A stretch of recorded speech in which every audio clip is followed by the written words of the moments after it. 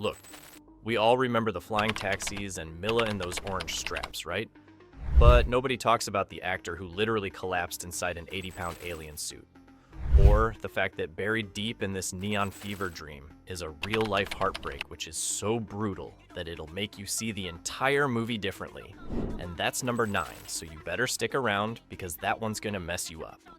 Starting off our countdown at number 1, we've got a casting choice that completely changed the energy of the entire film.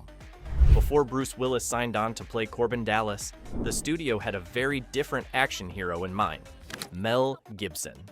Fresh off his Braveheart success, Gibson was the obvious choice with massive box office muscle behind him. But Luc Besson hesitated hard. Gibson's energy was too brooding, too grounded, too serious for the chaos Besson had planned. He needed someone who could handle mayhem while cracking jokes in the middle of explosions.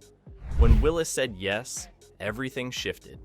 Corbin Dallas transformed from a dark soldier into a reluctant hero with terrible luck and perfect timing. Just imagine The Fifth Element with Gibson's intensity instead of Willis's smirk. It would have been a completely different movie. Darker, cooler maybe, but nowhere near as fun. Sometimes the right casting isn't about the biggest name. It's about finding the perfect vibe. Coming in at number 2, the future wasn't just shot in a studio. It was hand-built in miniature.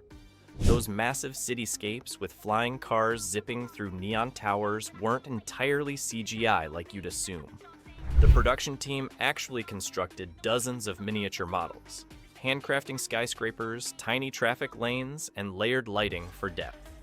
They filmed these intricate models using motion control cameras, the same technique from the original Star Wars trilogy, then blended digital effects to bring them to life. The result was seamless. Real enough to touch, but unreal enough to make you dream about living there.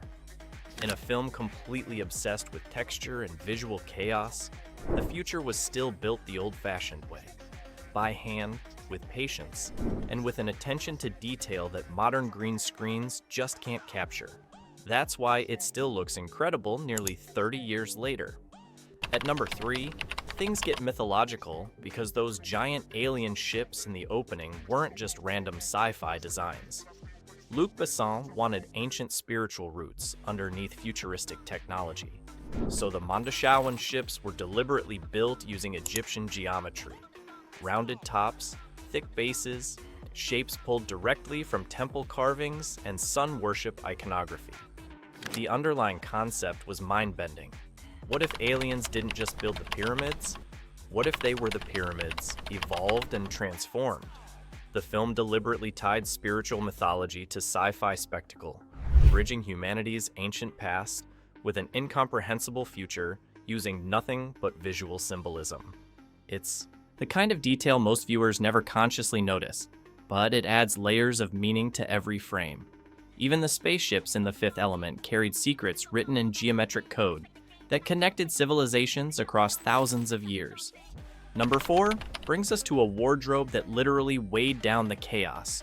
Ruby Rod's outrageous leopard print costume, designed by Jean-Paul Gaultier, wasn't just tight and impractical. It weighed 50 pounds and had a rigid spine that made movement nearly impossible. Chris Tucker couldn't sit down, couldn't lean forward, and could barely breathe while wearing it. Between takes, he didn't get to rest in a chair like normal actors. Instead, he leaned against walls, stood awkwardly in corners, and sweated through entire shooting days without any relief whatsoever. The costume was basically a wearable torture device disguised as high fashion. But watching the final film, you'd never guess Tucker was suffering. On screen, he's pure chaos incarnate, bouncing, screeching, stealing every scene with manic energy. Sometimes the loudest performance in the galaxy comes from someone who physically can't even sit down. Sliding into number 5, we discover that Chris Tucker wasn't the original Ruby Rod. Before the leopard print and the screams and the glitter explosion that became iconic, the role belonged to someone completely different, Prince.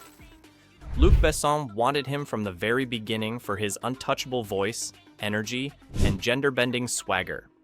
Prince was intrigued by the script, agreed to meetings, and eventually said yes. Then, Jean-Paul Gaultier showed him the costumes. Lace, mesh, plunging necklines, high-arched heels, and fabrics that clung tighter than skin. Colors that screamed louder than the character himself. And somehow, Prince backed out, calling the designs too feminine even for his boundary-pushing style. Besson scrambled and turned to Chris Tucker, who brought completely different energy, younger, faster, more frantic than sultry. But you can still feel what almost was, because Ruby Road wasn't written for Tucker. He was written for royalty that never showed up. If these behind-the-scenes secrets are frying your brain, smash that subscribe button right now, because number 9 is going to absolutely wreck everything you thought you knew about this movie. For number 6, we're diving into one of the strangest creative decisions in action cinema. The hero and the villain never meet. Not once, not even by accident. Bruce Willis and Gary Oldman, Corbin Dallas and Zorg exist in the same story, fighting the same battle, but their paths never cross on screen. This wasn't because of scheduling conflicts or budget constraints. It was deliberate. Luc Besson designed it that way because he wanted the villain and hero to fight through ripple effects and consequences rather than direct confrontation.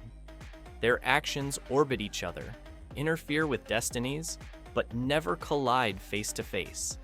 It's rare, risky, and breaks every traditional action movie rule.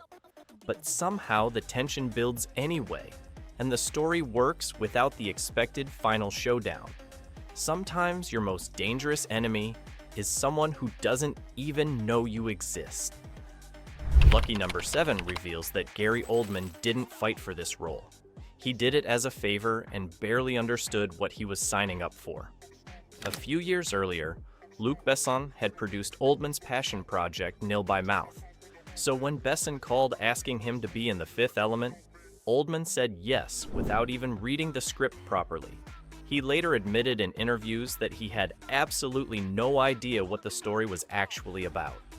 He showed up confused, put on a plastic half-haircut helmet, and just started channeling Texas oil barons mixed with cartoon villains to create one of the most bizarre sci-fi performances of the entire 90s.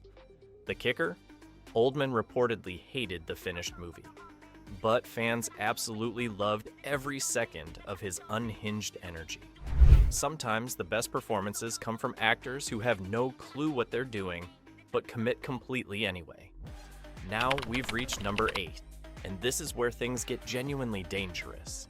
Remember that insane all-in-one super weapon Zorg carries around? The one with about 17 different functions, including a flamethrower. Well, the prop department built a fully functional version, and when they tested it on set, it nearly burned down the entire production. One blast went way too high and flames started licking across the ceiling. Crew members scrambled with fire extinguishers while everyone panicked that the whole set might go up in smoke. Thankfully, nobody was hurt, but the message became crystal clear.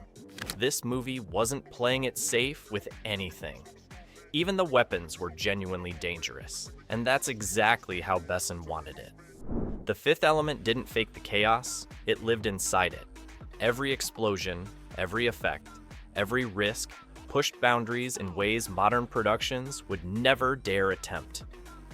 Brace yourself for number 9 because this fact will absolutely shock you. The film hides a real-life heartbreak stitched directly into its costume design. The alien diva who takes the stage with that haunting opera performance? That's Mai Wen, and she was Luc Besson's wife at the time of filming. Tall, striking, completely hidden under layers of blue makeup and foam prosthetics.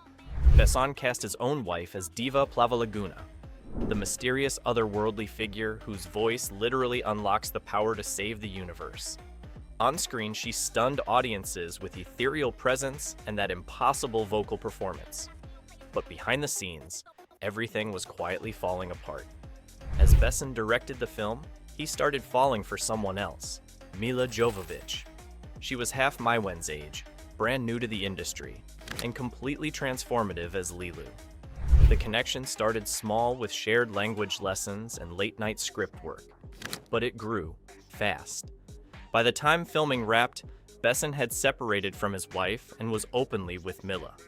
The woman who played the literal key to saving the world watched from backstage as her husband drifted toward a different kind of fifth element. In the final cut, you can actually feel it. Two women, both luminous and unforgettable, each carrying a completely different kind of heartbreak sewn into every costume thread. Finally, at number 10, the weirdest fact of all. Those slow, lumbering Mondoshawan aliens in the opening sequence weren't moving that way for dramatic effect. They were literally dying inside their costumes. Each suit weighed 80 pounds with thick foam, minimal ventilation, and absolutely zero cooling systems built in. The performers shuffled slowly through ancient corridors because they were on the verge of overheating and collapse. One actor actually did collapse from heat exhaustion mid-scene and had to be physically pulled out of the costume, rehydrated, and stabilized by medics before they could continue. What looked like elegant alien choreography on screen was actually survival mode, one heavy, desperate step at a time. The actors weren't performing ancient rituals, they were literally trying not to pass out. That's method acting taken to a genuinely dangerous extreme, and somehow it created some of the most memorable alien designs in sci-fi history. The fifth element was never meant to make sense. It was too loud, too bright, too French, and too weird for mainstream cinema. Critics booed it at Cannes, but audiences fell completely in love with the chaos. They memorized Ruby Rod's screams, obsessed over Lilu's orange straps, and turned multipass into a catchphrase that still echoes through video games and pop culture today. Subscribe to our channel and let us know in the comments which fact melted your brain the most. Drop it in the comments what legendary sci-fi chaos we should dive into next.